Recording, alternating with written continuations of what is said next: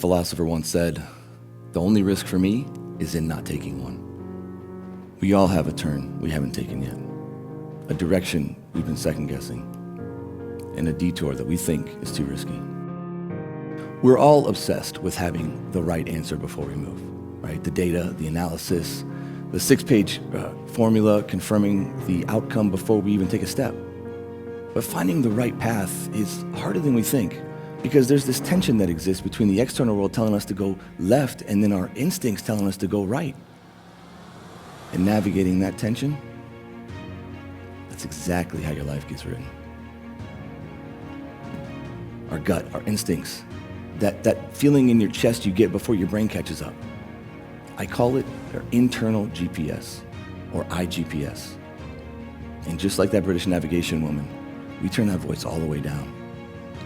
We're so concerned with the external noise, our parents, social media, that all we do is turn that voice way down. Our IGPS goes silent. We are all wired with something psychologists call loss aversion, which means that you feel potential loss more intensely than potential gain. So when your IGPS says go right, loss aversion kicks in and says, what if you're wrong? What if you fail?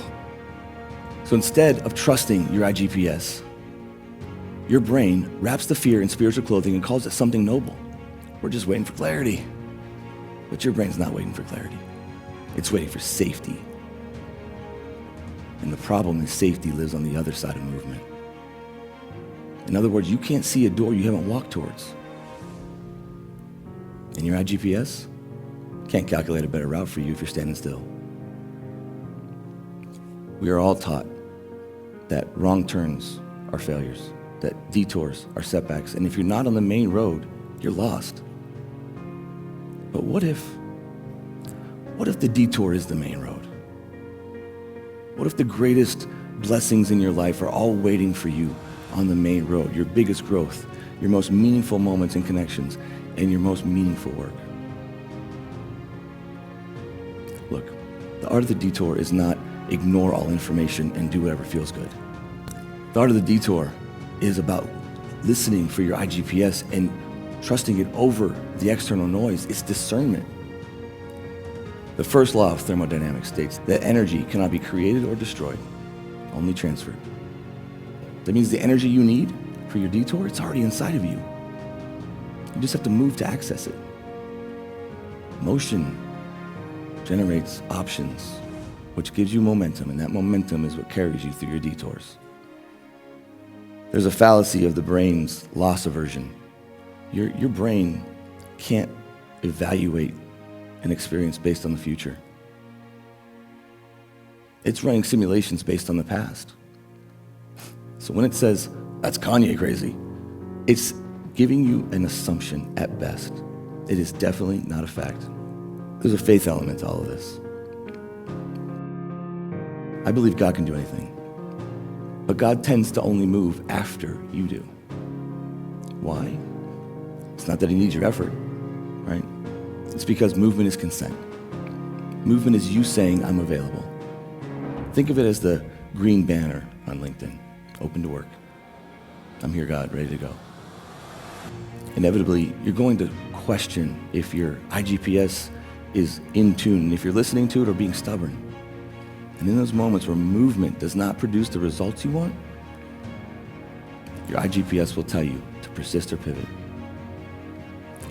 And learning to hear the distinction between those two signals is only done through repetition.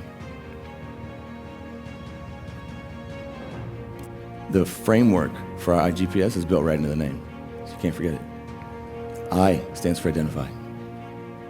Turn the volume up and listen and identify that voice.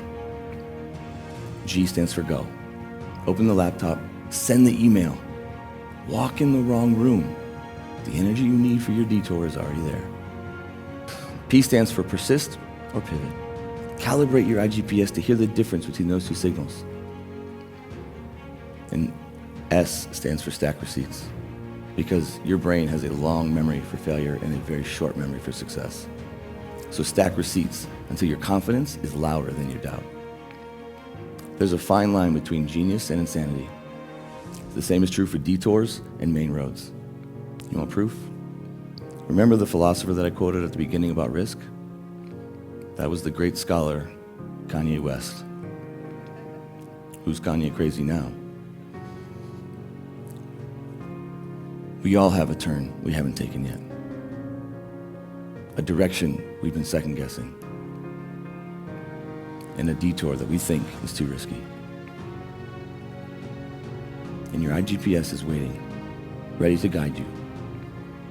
Are you ready to listen? That destination that you're thinking about, that you dream about, it's not light years away. That life that you've wanted to live, that life that's inside of you, it's just a few detours away. It's closer than you think. It's within reach.